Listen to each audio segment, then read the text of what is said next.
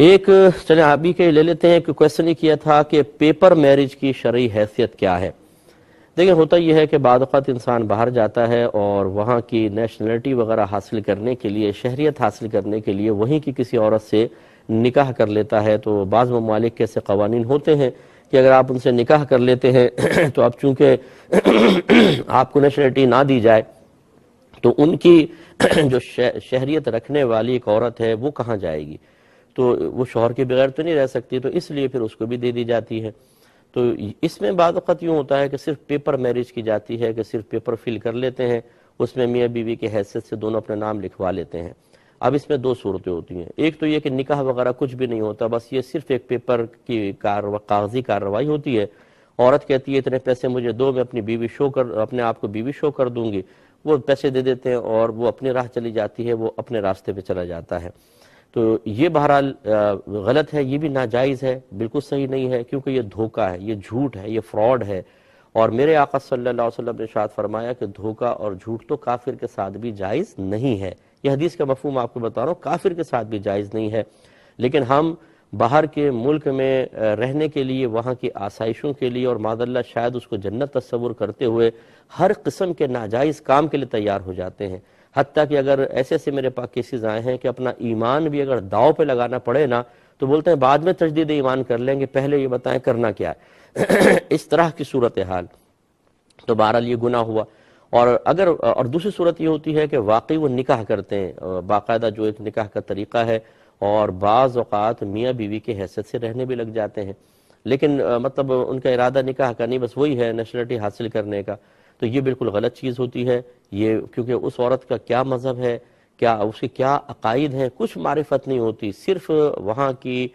شہریت حاصل کرنے کے لیے اور یہ سوچنے کے لیے کہ یہاں ہم آ گئے تو ہمارا فیوچر بڑا برائٹ ہو گیا۔ یہ تو میدان محشر میں پتہ چلے گا کہ وہاں آسائشوں کے حصول کے لیے قیام کرنے والا آخرت میں نجات پاتا ہے یا اور زیادہ پھنس جاتا ہے۔ کیونکہ جب ایسے مقام پہ آدمی پہنچتا ہے تو اس کے کچھ شرعی تقاضے ہوتے ہیں جو ہر ایک کو پورے کرنے نہیں آتے ہیں۔ اب آسائشیں تو مل رہی ہیں، بچوں کو بھی فیوچر بظاہر بڑا سیف نظر آ رہا ہے، لیکن جب اس کے تقاضے پورے نہیں ہوں گے تو یہ آسائشیں کل بہت زیادہ رلائیں گی بھی، اس لیے توجہ کرنی چاہیے۔ تو خلاصہ کلام یہ ہے کہ پھر ایسی اب فی زمانہ غیر مسلم سے نکاح ویسے ہی علماء نے منع فرمایا، کیونکہ اب وہ عقائد رہے ہی نہیں ہیں جو پہلے ادیان کے اندر صحیح عقیدے موجود تھے، لہٰذا اس سے بھی اجتناب ہی کرنا ہوگا۔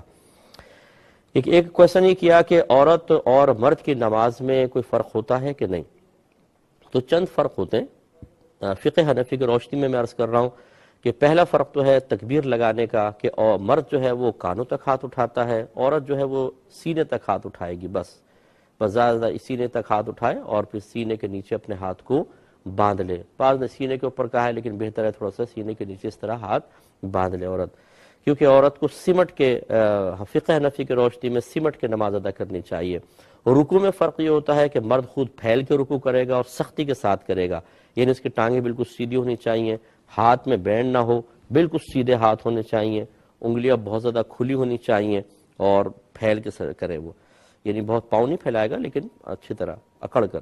جبکہ عورت سمٹ کے کرے، یہ اپنے ہاتھوں کو بند کر کے رکھے گی گھٹنے پر اور اپنے پیروں کو بہت زیادہ ملائے گی، ہاتھوں میں بینڈ رکھے، بالکل سمٹ کے سجدہ کرے یا رکوع کرے۔ یہ تیسرا سجدے کے اندر فرق ہوتا ہے، مرد خوب پھیل کے سجدہ کرے گا، اس کے بازو پہلوؤں سے جدا ہونے چاہیے اور کلائیاں زمین سے اٹھی ہونی چاہیے، رانے پنڈلیوں سے جدا ہوں اور پیٹ رانوں سے جدا ہونا چاہیے خوب پھیل کر، اور 10 انگلیاں اس کی کھڑی ہونی چاہیے، یعنی اس طرح دونوں پنجے کھڑے ہوں، 10 انگلیاں مڑ جائیں اور اس طریقے سے یہ سجدہ کرے گا۔ جبکہ عورت کے لیے حکم یہ ہے کہ وہ سمٹ کے سجدہ کرے۔ مصنف ابن ابی شیبہ کی روایات موجود ہیں اور بہت ہی کم راوی درمیان میں ہیں، کئی صحابہ کرام سے منقول ہے کہ عورتوں کو پھیل کے سجدہ کرتے ہوئے دیکھا تو آواز لگائی۔ حضرت علی رضی اللہ تعالیٰ عنہ سے بھی منقول ہے کہ آپ نے فرمایا سمٹ کے سجدہ کرو۔ تو عورتوں کے لیے حکم یہ ہے، کوئی مانتا ہے ٹھیک، نہیں مانتا آپ اس سے بحث نہ کریں، ان کے پاس شاید اپنے دلائل ہوں گے،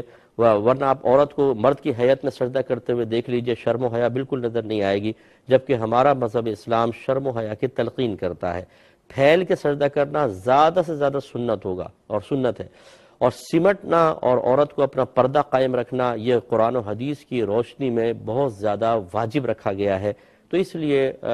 صحابہ سے بھی جب ثابت ہے کہ انہوں نے عورتوں کو تلقین کی ہے تو عورت کے لیے حکم یہ ہوتا ہے کہ وہ سمٹ کے سجدہ کرے. اس کی کلائیاں اگر زمین پہ بچھ بھی جائیں تو یہ وہ مردوں کے لیے حکم ہے، عورت کے لیے نہیں. اسی طرح اپنے جسم کو سمیٹ کر رکھے، اپنے دونوں پیروں کو ایک طرف نکال کر وہ بیٹھے اور پھر اس طریقے سے سمٹ کے سجدہ کرے گی. اسی طرح اتحیات میں مرد الٹے پیر پہ بیٹھے گا اور سیدھا پنجہ کھڑا رکھے گا، جبکہ عورت جو ہے وہ دونوں پیر ایک طرف نکال کر بیٹھے گی اور پھر وہ سمٹ کے اپنا اتحیات وغیرہ پڑھے گی، تشہد پڑھے گی.